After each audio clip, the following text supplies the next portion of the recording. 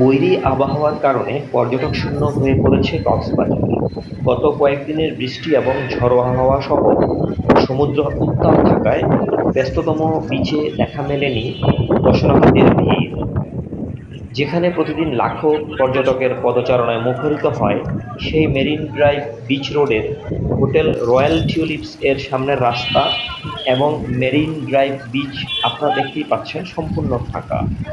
সরেজমিনে দেখা গেছে পর্যটন নগরীর সুগন্ধা পয়েন্টের প্রবেশ মুখে নেই চিরচেনা যানজট।